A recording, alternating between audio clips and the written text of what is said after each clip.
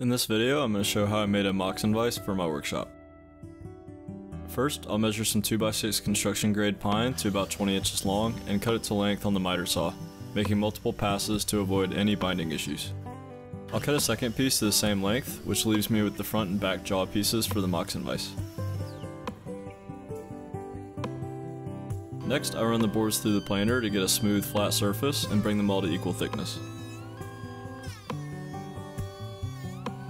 Then, I rip a square, straight edge on either side of both pieces.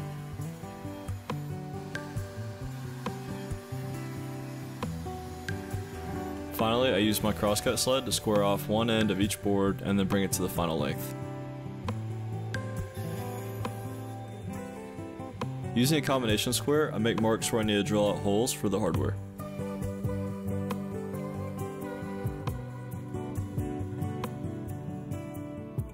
I drill holes at the marks on both boards using the world's dullest Forstner bit.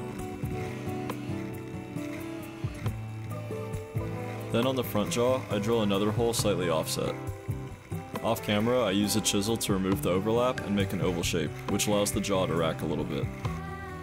Then I use a trim router and a roundover bit to add a nicer looking curve to the oval holes and clean up any tear out.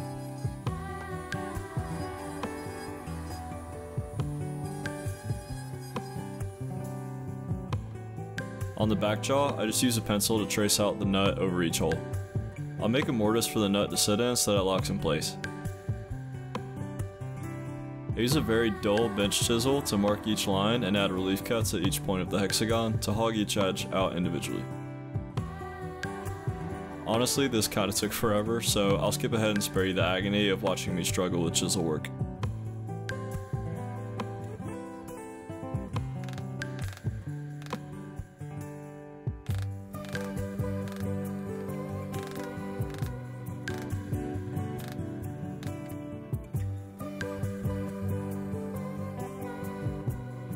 After the mortise is finished, the nut sits flush inside it.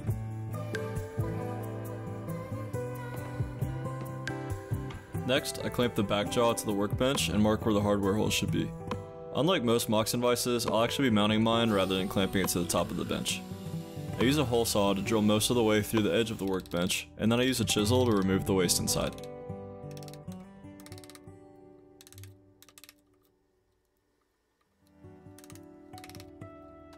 Now I can add all the hardware to the back jaw for a test fit.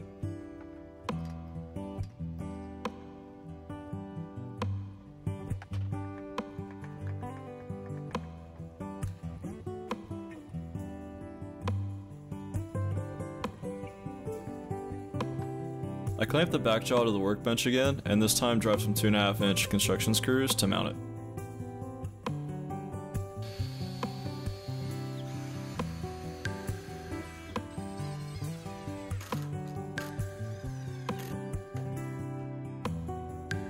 Then I can put the front jaw on and add the rest of the hardware. This is where I start to get really excited and can kind of see the light at the end of the tunnel. Now I can really take the vise for a test drive. I clamp a scrap piece of maple to test the strength of the vise, and everything looks good. Now I can take the vise back apart to clean the hardware and sand away any of the machine oil residue left on the jaws.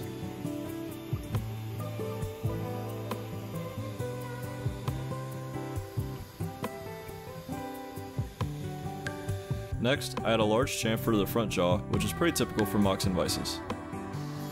This makes it easier to cut or chisel at an angle at the front of the vise.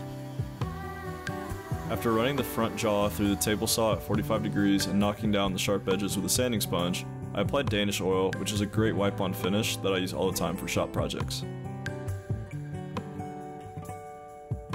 Note that I only apply it to the outside of the front jaw since I want the inside of the vise unfinished so it doesn't affect any pieces that I clamp. Now let's put everything back in place for good. I remount the back jaw to the bench and reinstall all the hardware.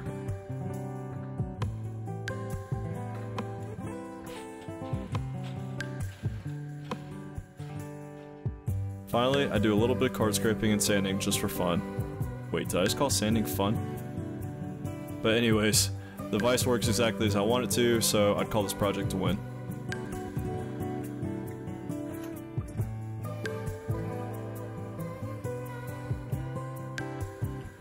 Thanks for watching. I hope you enjoyed this tutorial on how to make a Moxon Vise. As always, if you have any questions, feel free to leave them in the comments below, and if you found this video helpful, please like, share, and subscribe for more woodworking videos. I'll see you in the next one.